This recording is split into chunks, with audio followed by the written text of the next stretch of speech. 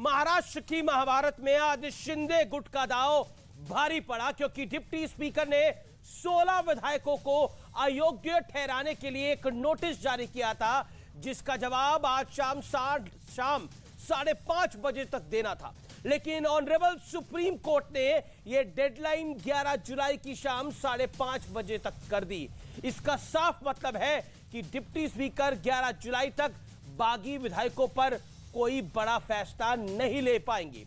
इसे शिंदे गुट के लिए बड़ी कामयाबी, जीत के तौर पर देखा जा रहा है। लेकिन आज बड़ा सवाल है कि क्या लोकतंत्र के नाम पर शुरू हुई ये सियासी लड़ाई में अब गुंडा तंत्र हावी हो गया है? क्योंकि पहले संजय राउत ने चेतावनी भरे अंदाज में कहा कि शिव सैनिकों के गुस्से का विस्फोट हो सकता है। अगर शिव सैनिक भड़क गए तो आग लग जाएगी और उसके बाद बागी विधायकों के घर पे तोड़ फोड़ हुई। फिर मामला बाप तक पहुंच गया। संजय राउत ने क्या, कुछ लोग अपना बाप बदल लेते हैं, सोचिए। इतना ही नहीं, उन्होंने यह भी कहा कि 40 लोग जो गुवाहाटी में बैठे हैं और मजा कर रहे हैं, वो एक तरह से जिंदा लाश बन चुके हैं। और तो और भड़काऊ अंदाज में उन्होंने कहा कि अगर शिव सैनिक भड़क गए तो आग लग जाएगी। तो दूसरी तरफ शिवसेना के बड़े नेता और महाराष्ट्र सरकार के मंत्री सुभाष देसाई कह रहे हैं कि अगर ये बागी महाराष्ट्र में होते तो किसी भी बिल से पुलिस उन्हें पकड़कर घसीट कर ले आती। तो आज इसी पर होगी देश की सबसे बड़ी बहस। लोकतंत्र के नाम पर इस गुंडा तंत्र को क्या जायज ठहराया जा सकता है? आज के आर पार में हम इसकी बात करेंगे, क्योंकि महाराष्ट्र की लड़ाई बाप से लाश तक गई है। आज आर पार में इसकी होगी सीधी बात।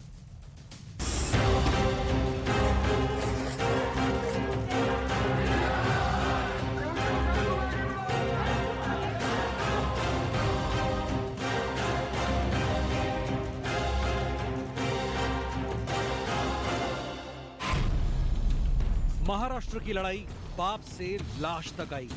कैसे कैसे लोग अपना बाप बदल लेते हैं, बेईमान होते हैं, पार्टी में खाते हैं पीते हैं, बड़े हो जाए और अपना बाप बदल लेते हैं। जो 40 लोग वहाँ गुवाहाटी में बैठे हैं, मजाक कर रहे हैं, वो एक तरह जिंदा लाशें हैं। और फिर शुरू हुआ धमकी वाला सियासी खेल। गुस्सा जो है उसका विस्फोट नहीं हुआ है, लेकिन हो सकता है अगर ये लोग भड़क गए तो आग लग जाएगी। अगर महाराष्ट्र में होते तो कौन से भी बिल से महाराष्ट्र की पुलिस उनको पकड़ के घसीट के ले आती। इसके बाद आदित्य ठाकरे ने भी शिंदे गुट को बड़ा संदेश दिया। हम शरीफ क्या हुए, पूरी दुनिया ही बदमाश हो गई। इस बीच आज सुप्रीम कोर्ट से शिंदे गुट के विधायकों को बड़ी राहत मिली।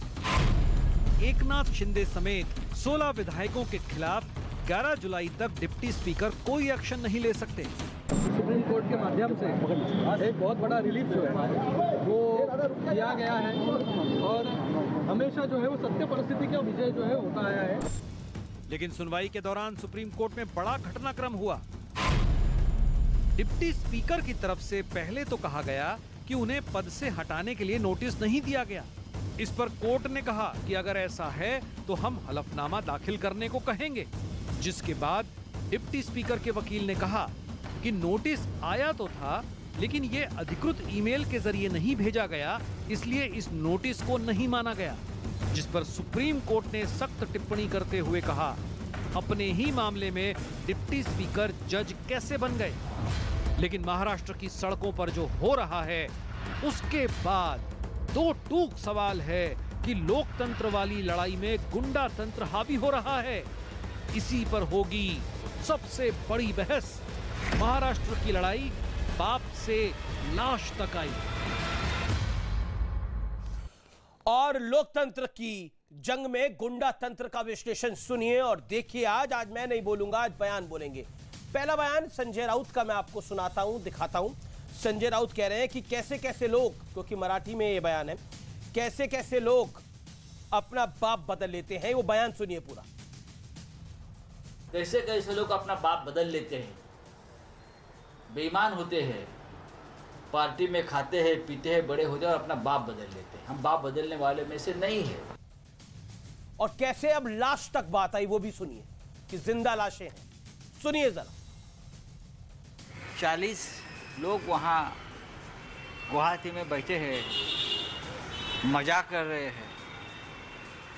वो एक तरह की जिंदा लाशें हैं। वो यहाँ आएंगे तो उनका आत्मा यहाँ नहीं होगा, जिंदा मुर्दे हो गए। जिंदा मुर्दे होंगे, लाशें।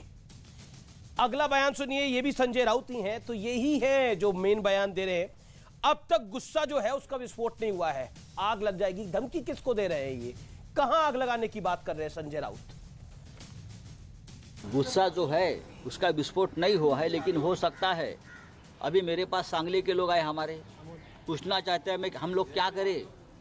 अगर ये लोग भड़क गए तो आग लग जाएगी। मैं आपको बताना चाहता हूँ, लेकिन सबको बोला है संयम रखो, आग लग जाएगी। सुभाष देसाई शिवसेना के नेता है भी हैं और मंत्री भी हैं। कुछ ही मंत्री जो है इस समय उद्धव ठाकरे खेमे में बचे हैं। सुभाष देसाई और आदित्य ठाकरे उसमें से है। सुभाष देसाई कहते हैं कि अगर वो महाराष्ट्र में किसी बिल में भी होते, वो आगे क्या कहते हैं सुनिए जरा। अगर महाराष्ट्र में होते तो कौन से भी बिल से महाराष्ट्र की पुलिस उनको पकड़ के घसीट के ले आती। इसलिए भाग के डर के अभी गुवाहाटी बैठे हैं। जैसे कोई ना कोई दिन वो यहाँ मुंबई में आएंगे तो उनके जो साथ में है उसमें से आधे से ज़्यादा जल्दी शिवसेना भवन में आकर के दाखिल हो जाएंगे। बाकी जो है उनको एयरपोर्ट से बाहर निकलने नहीं दिया जाएगा।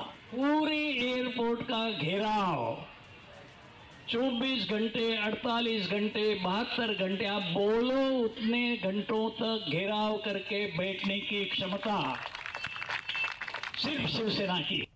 मतलब सोचिए, वो विधायक आएंगे और एयरपोर्ट में 72 घंटे का हम घेराव कर लेंगे। तभी वो उन्होंने आज सुप्रीम कोर्ट में बोला कि हमें जान से मारने की लगभग धमकियां दी जा रही हैं। लेकिन फायदा क्या हो रहा है?